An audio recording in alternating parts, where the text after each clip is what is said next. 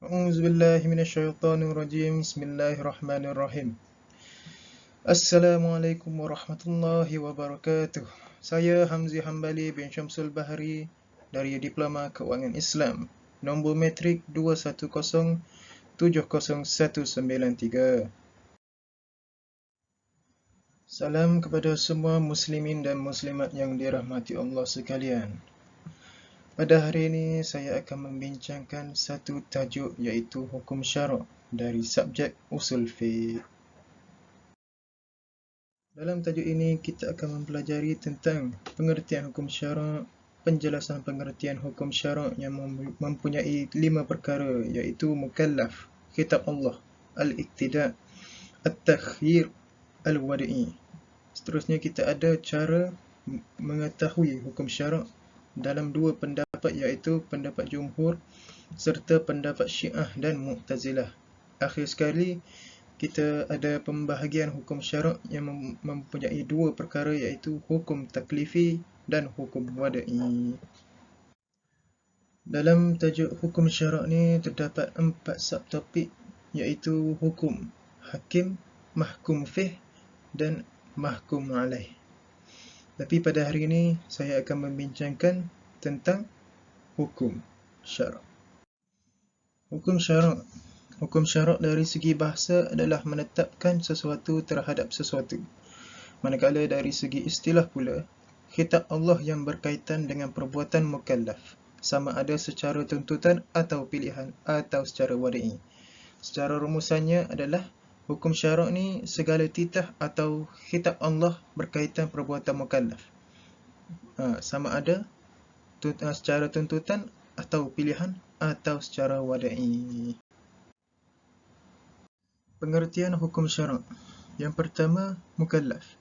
Maksud mukallaf ialah mereka yang cukup umur, berakal dan sampai seruan Islam. Manakala perbuatan mukallaf bermaksud apa sahaja yang dikira pada al-urf atau adat sebagai perbuatan, sama ada dari sudut hati seperti niat, atau anggota zahir seperti solat, atau ucapan seperti takbir, dan last sekali seperti menjauhi maksiat seperti zina. Kitab Allah pula, kalamnya yang dapat difahami dan diambil dari Al-Quran, As-Sunnah, Ijma' dan dalil.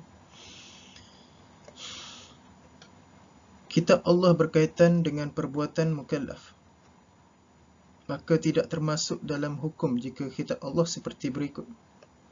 Nombor 1, kitab dengan zat Allah semata-mata. Contoh, terjemahan surah Al-Imran ayat 18. Allah menyaksikan bahawasanya tidak ada Tuhan melainnya. Nombor 2, kitab terhadap benda jamat atau tidak bernyawa. Contoh terjemahan surah Al-Kahfi ayat 47. Dan ingatlah hari kami bongkar dan terbangkan gunung ganam. Nombor 3, kitab terhadap zat mukallaf. Contoh terjemahan surah Taha ayat 55. Dari bumilah kami ciptakan kamu. Okey. Dari segi tuntutan dia supaya melakukan dan tuntutan supaya meninggalkan. Dia ada 2, iaitu tuntutan suruhan atau tuntutan meninggalkan. Seterusnya, al-iqtida'. Maksud al-iqtida' ialah tuntutan supaya melakukan sesuatu. Tuntutan melakukan sesuatu perintah itu ada 2 bentuk, iaitu secara pasti dan tidak pasti. Kita pergi tuntutan pasti dahulu. Yang pertama, wajib. Sebagai contoh, kewajipan solat. Contoh terjemahan surah Al-Baqarah ayat 43. Dan dirikanlah solat. Kedua, haram. Sebagai contohnya, haram berzina. Contoh terjemahan surah Al-Isra ayat 32. Dan janganlah kamu menghampiri zina. Tuntutan tidak pasti pula. Nombor 1, sunat. Sebagai contohnya, sunat menulis atau mencatat segala maklumat berkaitan hutang. Contoh ayat surah Al-Baqarah ayat 282. Wahai orang-orang yang beriman, apabila kamu berhutang untuk tempoh yang tertentu, hendaklah kamu mencatatnya. Seterusnya, makruh. Sebagai contohnya, banyak bertanya. Contoh terjemahan surah Al-Ma'idah ayat 101. Janganlah kamu bertanya kepada Nabi SAW perkara-perkara yang jika diterangkan kepada kamu akan menyusahkan kamu. Itu adalah al-iktida. Seterusnya kita akan pergi ke al-tahyir. Al-tahyir adalah kitab Allah yang memberi pilihan kepada mukallaf, sama ada dilakukan atau ditinggalkan. Keadaan lain ia dinamakan ibahah atau harus. Contohnya, berburu setelah tahallul daripada ihram. Contoh terjemahan surah Al-Ma'idah ayat 2. Dan apabila kamu telah bertahallul, bolehlah kamu berburu. Akhir sekali kita ada Al-Wadi'i. Maksud Al-Wadi'i ialah kitab Allah yang menjadikan sesuatu sebagai sebab, syarat serta mani penghalang. Maknanya penghalang, iaitu sesuatu hukum. Penjelasan sebab. Contohnya, mencuri sebab wajib bagi potong tangan. Contoh terjemahan surah Al-Ma'idah ayat 38. Dan orang lelaki yang mencuri dan orang perempuan yang mencuri, maka hukumnya potonglah tangan mereka. Itu bagi sebab. Syarat pula, contoh berwuduk syarat sah solat. Contoh terjemahan dalam hadis riwayat Al-Bukhari dan Muslim. Sesungguhnya Allah tidak menerima solat seseorang daripada kamu apabila berhadas sehingga dia berwuduk. Itu adalah syarat. Akhir sekali kita ada mani. Contohnya membunuh, menjadi penghalang mewarisi harta si mati. Contoh terjemahan dalam hadis riwayat Ibnu Majah. Orang yang membunuh tidak boleh mewarisi. Itu adalah al-wad'i. Seterusnya kita akan pergi kepada cara mengetahui hukum syarak. Dia terdapat dua pendapat, iaitu pendapat jumhur dan pendapat Syiah dan Mu'tazilah. Pendapat jumhur ulama berpendapat bahawa untuk mengetahui sesuatu hukum mestilah melalui dalil-dalil syarak, bukannya akal. Dalil-dalil nakli, bukannya dalil akli. Akal itu hanya alat untuk memahami dalil-dalil yang menjelaskan hukum tersebut.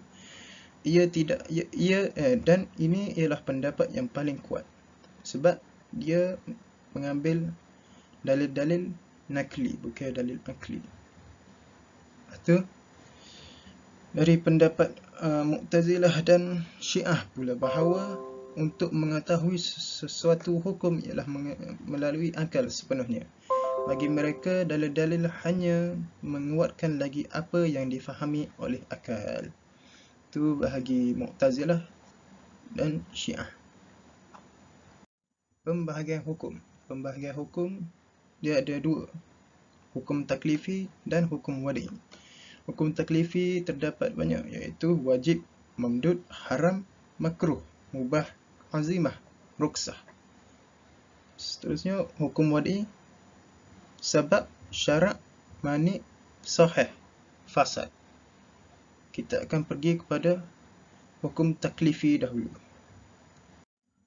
Kita akan pergi kepada hukum taklifi yang pertama dahulu, iaitu wajib. Wajib maksudnya ialah tuntutan syarak supaya melakukan sesuatu perkara dengan tuntutan pasti. Tuntutan wajib ialah sesuatu perbuatan yang akan diberi pahala apabila dilakukan dan berdosa apabila ditinggalkan. Okey. Wajiblah. Yang kedua, cara mengetahui wajib. Perbuatan seruan. Contoh, dirikanlah solat. Itu solat ni kan wajib. Dia menyeru kita supaya dirikan solat. Kedua, fi'il yang menunjukkan perbuatan wajib. Contohnya, diwajibkan ke atas kamu berpuasa.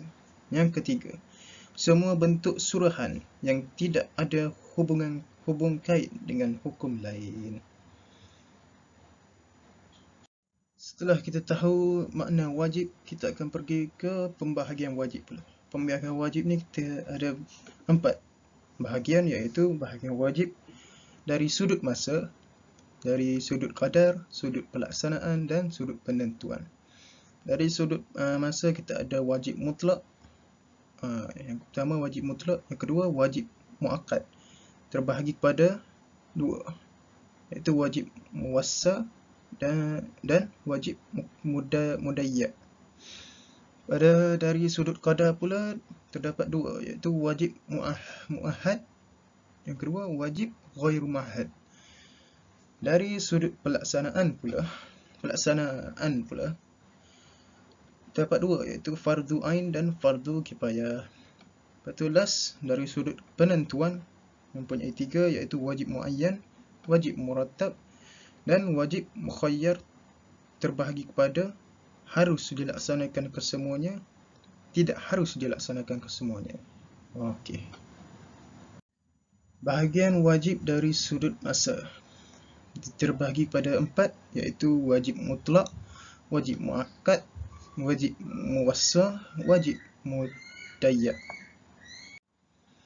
Wajib mutlak iaitu tuntutan wajib yang tidak ditetapkan waktu tertentu. Ia boleh ditunaikan bila-bila masa sahaja. Contoh, membayar kifarah, itu adalah wajib mutlak. Dia wajib tapi tidak tetap waktunya. Wajib muakkad pula, maksudnya tuntutan wajib yang ditetapkan waktu tertentu untuk menunaikannya. Contoh, solat 5 waktu. Wajib muakkad ni adalah wajib yang waktunya telah ditetapkan, seperti solat fardu 5 waktu. Yang ketiga ialah wajib muwassa. Maksudnya ialah tuntutan wajib yang ditetapkan dengan waktu yang luas. Contoh, solat zuhur. Akhir sekali, wajib mudayyak. Maksudnya tuntutan wajib yang ditetapkan dengan tempoh masa yang terbatas. Contoh, puasa bulan Ramadan. Okey. Seterusnya kita akan pergi kepada bahagian wajib dari sudut qadar. Terbahagi kepada 2, iaitu wajib muhaddad dan wajib ghairul muhaddad.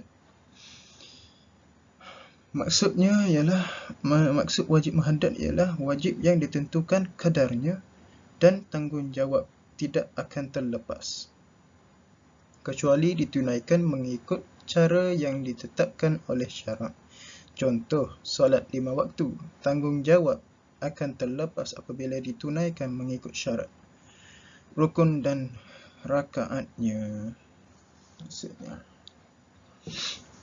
Seterusnya, wajib ghairul muhaddad. Wajib yang tidak ditentukan kadarnya oleh syarak. Contoh, memberi makan orang yang kebuluran, memberi sedekah kepada fakir miskin jika dinazarkan. Bahagian wajib dari sudut pelaksana mempunyai 2, iaitu fardu ain dan fardu kifayah. Fardu ain adalah kewajipan yang diwajibkan terhadap setiap individu yang mukallaf. Contoh, solat 5 waktu, zakat, puasa bulan Ramadan, belajar Al-Quran. Itu adalah fardu ain semuanya tu. Fardu kifayah pula adalah kewajipan yang dikenakan terhadap seluruh mukallaf, di mana seandainya ada di antara mereka yang telah melaksanakannya, maka mukallaf yang lain terlepas dari tanggungjawab tersebut. Sekiranya tiada sesiapa melaksanakannya, maka semua berdosa. Contoh, menguruskan jenazah. Ya, fardu ain dan fardu kifayah. Okey. Seterusnya, pada bahagian wajib dari sudut penentuan. terbagi pada 3, iaitu wajib muayyan, wajib murattab dan wajib mukhayyar. Wajib muayyan bermaksud sesuatu perkara yang telah ditentukan supaya melaksanakannya tanpa ada pilihan melainkan dengan melaksanakan perkara yang ditentukan itu. Contoh puasa, solat 5 waktu. Memang yang ditetapkan tanpa ada pilihan dah, tak boleh pilihan dah. Wajib murattab iaitu sesuatu perkara yang telah ditentukan supaya melaksanakannya berdasarkan tertib. Contohnya kafarah bagi suami isteri yang bersetubuh di siang bulan Ramadan. Hendaklah memerdekakan hamba. Jika tidak ada, maka puasa 2 bulan berturut-turut. Jika tak mampu berpuasa, beri makan kepada 60 orang miskin. Itu adalah wajib murattab. Dia ada berperingkat-peringkat. Wajib mukhayyar pula perkara yang dituntut oleh syarak supaya dilaksanakan dengan memilih salah satu daripadanya. Contoh menunaikan kafarah, sumpah, iaitu boleh memilih di antara memberi makan 10 orang miskin atau memberi pakaian kepada mereka atau membebaskan hamba. Wajib mukhayyar terbahagi kepada 2, iaitu yang harus dilaksanakan kesemuanya, iaitu mukallaf harus melaksanakan kesemua perkara yang diberi pilihan itu dan pahala akan dinilai berdasarkan apa yang dilakukan. Lepas tu, yang tidak harus dilakukan kesemuanya, mukallaf harus memilih salah satu dari pilihan yang diberikan. Contoh, memilih seorang sahaja untuk menjadi imam. Itu adalah wajib mukhayyar. Wajib sudut penentuan. Habis wajib tadi, kita akan masuk pada mamdud pula.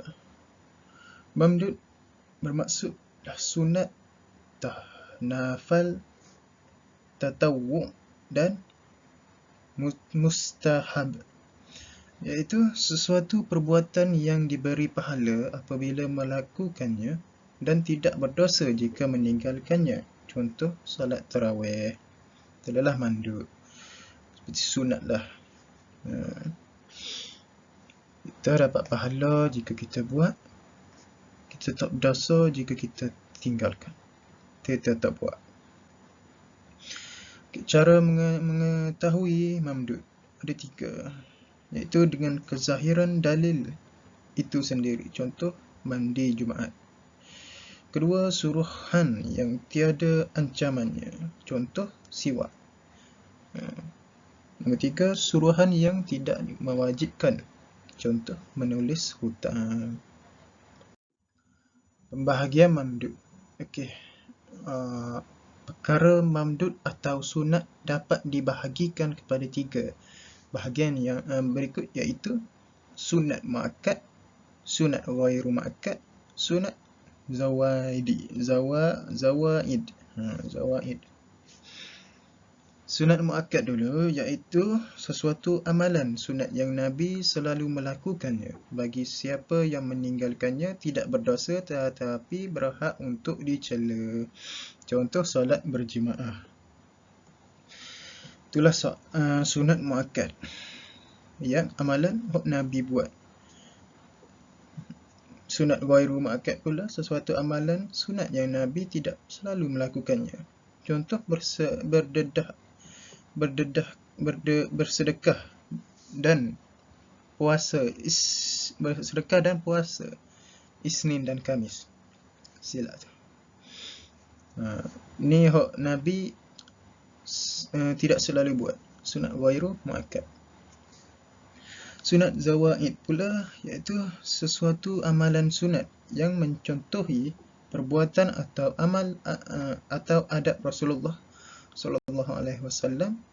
Contoh cara makan dan minum kehidupan harian. Itu adalah sunat zawaid, amalan yang dipercontohi Nabi. Habis bahagian mamdud, kita akan pergi kepada bahagian haram. Haram maksudnya sesuatu perbuatan yang diberikan pahala apabila menjauhinya dan berdosa jika dilakukannya. Contoh, mencuri, zina, minum arak dan lain-lain. Itu adalah haram. Haram tahu belaka adalah haram. Cara mengetahui haram. Ada 4 perkara. Yang pertama iaitu lafaz. Lafaz haram itu sendiri. Contoh, Allah mengharamkan makan riba. Al-Baqarah ayat 275. Yang kedua, arahan menjauhkan diri dari sesuatu. Contoh, menjauhilah perkataan-perkataan dusta. Surah Al-Hajj ayat 30. Nombor 3, tegahan, iaitu janganlah. Contoh, janganlah kamu mendekati zina. Surah Al-Isra ayat 32. Akhir sekali, saksaan bagi yang melakukan. Contoh, potonglah tangan mereka yang mencuri. Itulah cara-cara jenis haram. Haram terbagi pada 2, iaitu haram lazatihi dan haram li ghairihi. Haram lazatihi ni maksudnya sesuatu perkara yang diharamkan semenjak semula jadi, yang mana ia mengandungi kemudaratan dan kesan yang tidak baik. Selain itu, pengharaman tersebut berlaku pada zat perbuatan itu sendiri, bukan sebab lain. Contoh, mencuri dan merompak. Hukum lazatihi ni adalah perkara memang dari asal lagi benda tu tak molek dah. Benda tu tak molek kan haram. Haram lah benda tak molek tu kat. Supaya curi dan merompak. Seterusnya, haram li ghairihi, iaitu sesuatu perkara yang asalnya adalah dibolehkan atau dituntut, namun selepas itu terdapat sesuatu sebab yang mengharamkannya. Contoh, puasa pada hari raya, jual beli ketika sedang khutbah Jumaat. Sedangkan puasa itu dituntut. Puasa pada hari raya, sedangkan puasa itu dituntut. Jual beli dibolehkan, tapi jual beli diharamkan ketika sedang khutbah Jumaat. Sebab ia menjadi haram ialah pada waktu siang, pada waktu yang salah. Sebab haram ghairihi ni ialah benda tu diperbuat pada waktu yang salah. Benda tu betul, cuma waktu dia yang salah. Okay. Seterusnya kita pergi ke makruh. Makruh maksudnya adalah sesuatu perkara yang diberi pahala jika meninggalkannya dan tidak berdosa jika melakukannya. Cerai, meninggalkan yang sunat. Cara mengetahui makruh ialah perbuatan itu digelarkan sebagai tidak elok. Makruh ni perbuatan yang tidak elok tapi tidak berdosa buat. Tak dapat pahala buat. Gitu.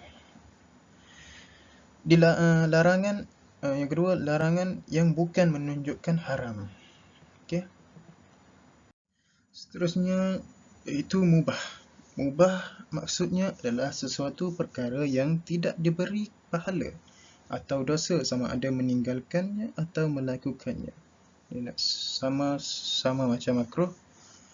Okey, cara mengetahui mubah ialah perbuatan itu digelar halal atau mubah, iaitu jual beli atau makan. Yang kedua, dahulunya dilarang dan kemudian disuruh memburu selepas bertahallul. Itu semua adalah mubah. Dia lain sikit daripada makruh. Seterusnya kita akan pergi kepada azimah. Azimah dari sudut bahasa adalah cita-cita atau azam yang kuat terhadap sesuatu. Okey, dari segi istilah pula ialah hukum-hukum yang disyariatkan oleh Allah semenjak awal lagi, iaitu tidak pernah dinas supaya ia menjadi undang-undang umum bagi setiap mukallaf di dalam semua keadaan, seperti rukun Islam. Itu adalah azimah. Pada pendapat ulama bersepakat sesuatu hukum syarak yang semenjak mulanya tidak ada rukdah, namanya tidak dinamakan azimah.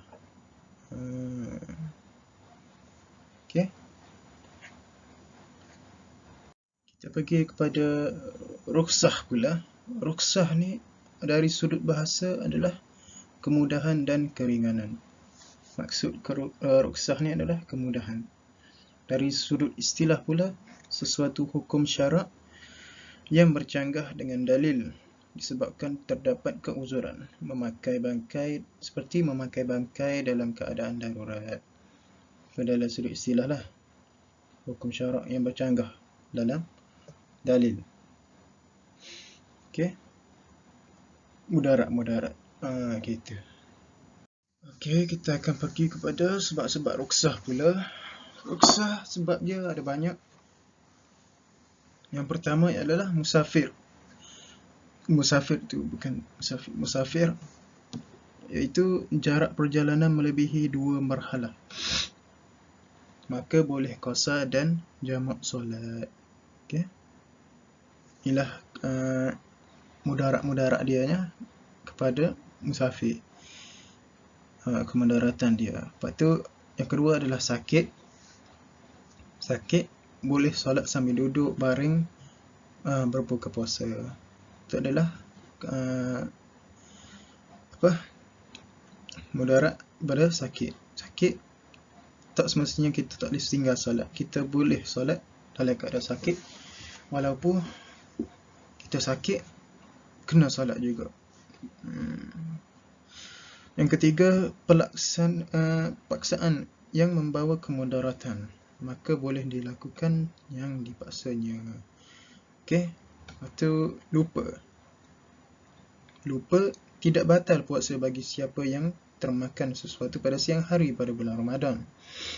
Lupa tak apa, dalam bulan Ramadan kalau kita lupa tak apa, itulah sebab-sebab rukhsah juga, sebab-sebab kemudaratan. Kejahilan, orang yang melakukan kesalahan ketika masih belajar atau kerana bodoh, tidak tahulah, masih dalam belajar lagi, akan dimaafkan. Kekurangan, kanak-kanak dan orang gila tidak dikenakan taklif. Yang terakhir, perkara yang sukar dilakukan orang yang solat menggunakan kain. Maksudnya, orang yang solat menggunakan kain yang terkena percikan air hujan, maka sah dan dimaafkan. Okey, rukhsah ni ada jenis-jenis dia. Jenis-jenis dia ada membenarkan perkara haram, seperti membenarkan orang yang kehausan meminum minuman haram dalam keadaan darurat. Itu jenis membenarkan yang haram. Mengugurkan kewajipan, tidak wajib bagi musafir solat Jumaat. Untuk menggantikan seperti tayamum, meninggalkan wuduk ketika sakit atau tiada air. Itu adalah menggantikan. Seterusnya, untuk mengurangkan solat qasar bagi musafir, dia mengurangkan rakaat. Rakaat macam rakaat solat asar, zuhur dikurangkan daripada 4 kepada 2. Untuk mengubah kedudukan solat ketika perang. untuk untuk dahulukan. Solat jamak takdim untuk musafir, boleh didahulukan. Untuk kemudiankan, solat jamak takhir untuk musafir. Ini banyak untuk musafir lah. Kalau rusah-rusah ni, dia duduk jauh, dia duduk dalam perjalanan, banyaklah halangan-halangan dia. Jadi Allah bagi keringanan. Okey.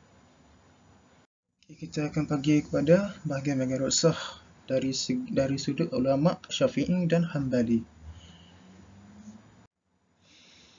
Wajib dilakukan, mewajibkan orang yang dalam keadaan darurat dan tiada makanan lain memakan yang haram. Ini dari ulama Syafi'i dan Hambali. Dia mewajibkan orang yang dalam keadaan darurat dan tiada makanan memakan yang haram. Boleh makan makanan yang haram.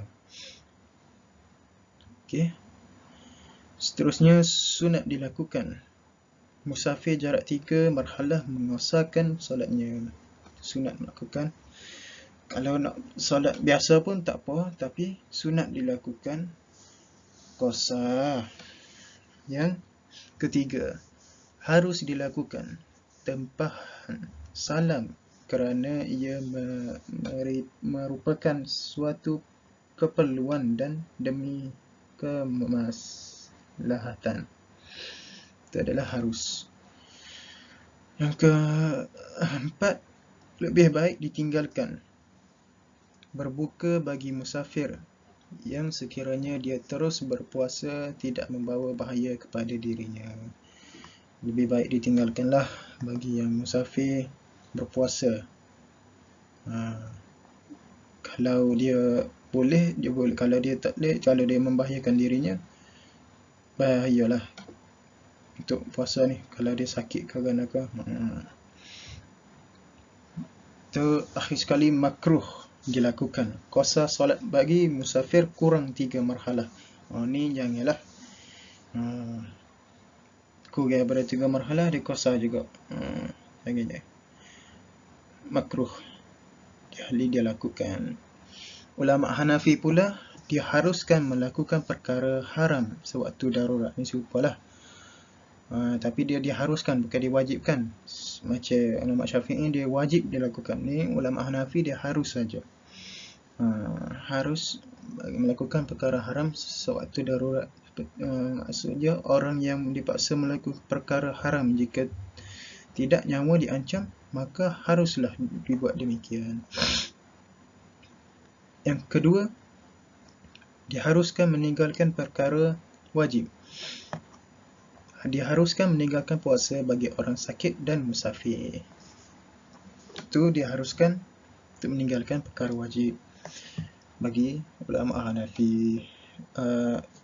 Yang terakhir, diharuskan menyalahi akad kerana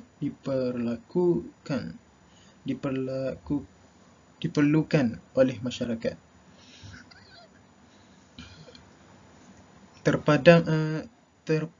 Terpahan salam kerana ia merupakan suatu keperluan.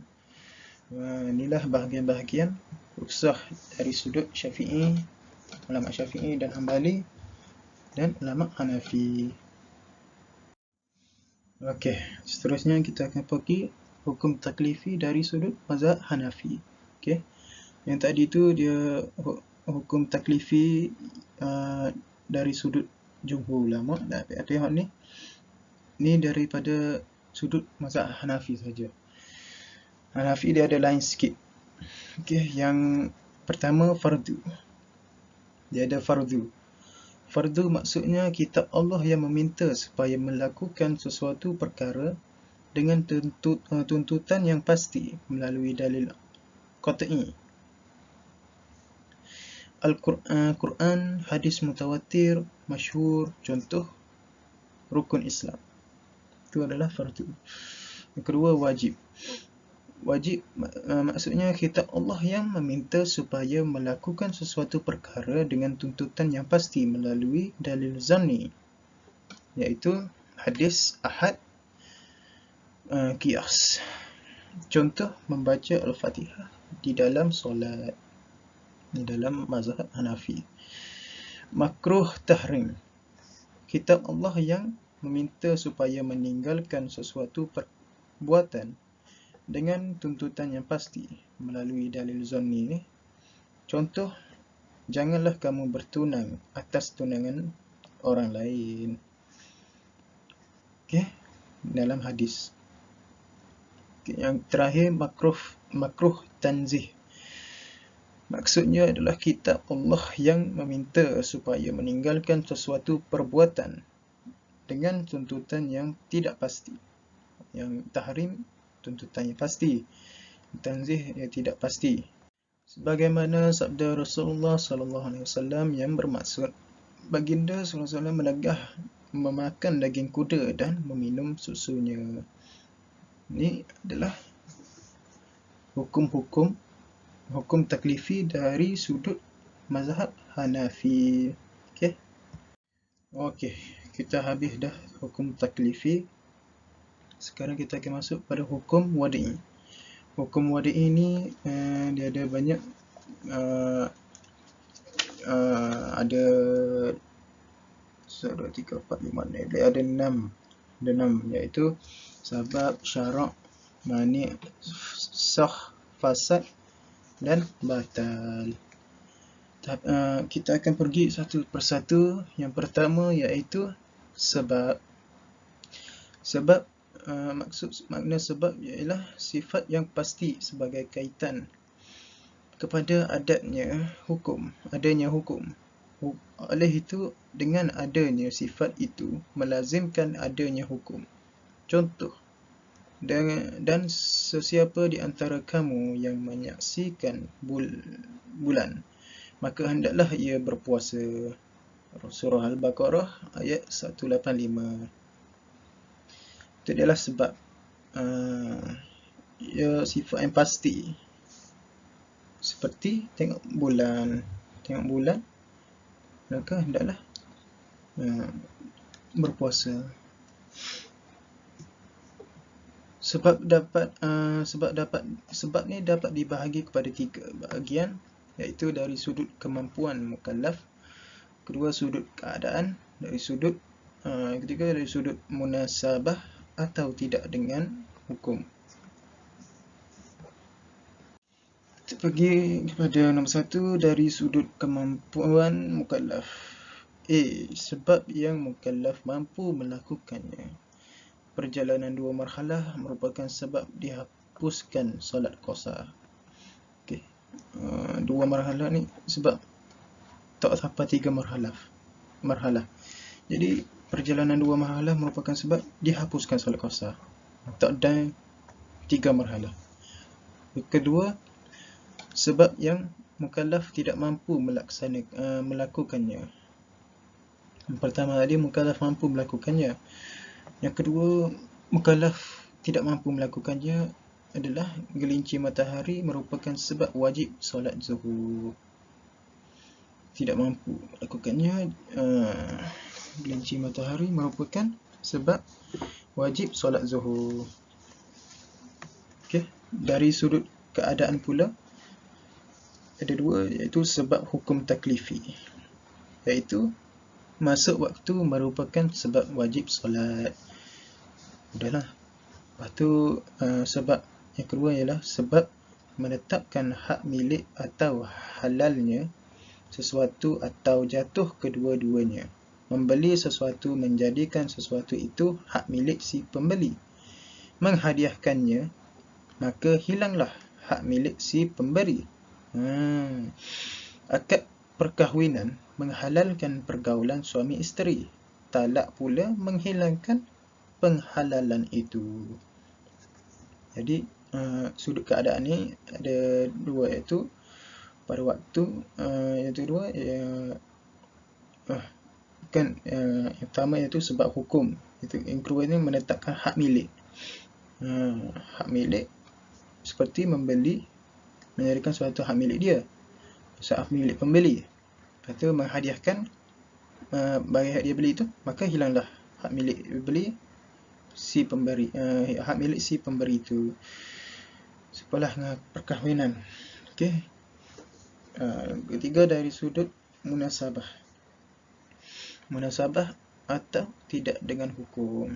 Pertama iaitu sebab akal dapat memahami dengan jelas. Orang yang mencuri menyebabkan tangannya dipotong. Ini adalah dari sudut munasabah lah. Sebab mencuri, munasabah lah, nak potong tangan sebab dia curi. Yang kedua ialah sebab yang akal tidak dapat memahami dengan jelas. Maksud waktu menyebabkan wajib solat. Ni akal tak boleh nak terima, tapi kita kena terima juga sebab kita orang Islam. Maksud waktu wajib kena solat. Tak solat berdosa. Selepas sebab kita ada syarat. Syarat ni adalah sesuatu pembentukan. Hukum terikat pada kewujudannya dan ia juga ialah sesuatu sifat yang melazimkan. Dengan tiadanya maka tidak hukum atau sebab. Sekiranya ada syarat, tidak semestinya ada hukum atau sekiranya ada syarat, tidak semestinya ada hukum atau sebab. Ini syarat ni adalah bentuk hukum terikat pada kewujudan dan ia juga boleh sifat tu boleh melazimkan. Dengan tiadanya melazim sifat kewujudan, macam pembentukan hukum ni terikat pada kewujudannya, dan dia juga boleh melazimkan sesuatu sifat. Tapi dengan ketiadaan ketiadaannya maka tiada hukum atau sebab. Sekiranya ada syarat, tidak semestinya ada hukum atau sebab. Itu. Contohnya berwuduk adalah syarat sah solat. Kalau tak ambil wuduk tak sah solat. Kena berwuduk. Itulah syarat. Syarat untuk solat. Kena berwuduk. Berwuduk bukan sebahagian tapi wuduk tu bukan sebahagian dari solat. Sekiranya seorang itu tidak berwuduk, solat tidak akan terbentuk. Tetapi tidak semestinya akan terbentuk solat. Faham? Maksudnya sini solat ni, dalam wuduk ni bukan sebahagian daripada solat. Solat, hukum solat itu. Hukum solat ada tu. Tapi tak ada termasuk berwuduk. Berwuduk adalah syarat bagi solat. Tak ada wuduk, tak sah solat. Gitu. Bahagian-bahagian syarat. Syarat ada dua bahagian, iaitu dari sudut perkara yang menyempurnakan. Yang kedua dari sudut wadi'iyah atau sumber. Yang pertama, syarat dari sudut perkara yang menyempurnakan. Okey. Pertama, syarat bagi hukum. Cukup haul merupakan syarat wajib menyempurnakan zakat. Jika tidak cukup haul, maka tidak wajib mengeluarkan zakat. Itu syarat bagi hukum. Syarat yang kedua, syarat bagi sebab. Penzina yang sudah berkahwin merupakan syarat dan sebab dikenakan hukuman rajam. Itu adalah syarat bagi sebab. Zina bagi orang yang berkahwin, maka hukumnya adalah rajam. Syarat dari sudut wadi'iyah atau sumber. Yang pertama ialah syarat yang pertama syarat syari'i, iaitu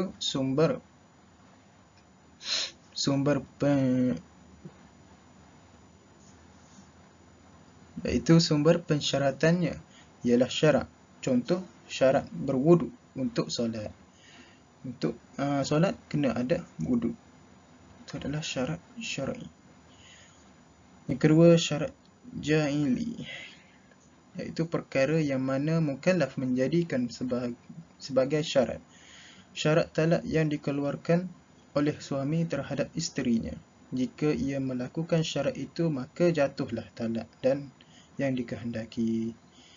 Itulah syarat ja'ili. Habis syarat, kita pergi ke mani' pula. Mani' maksudnya adalah sifat yang pasti.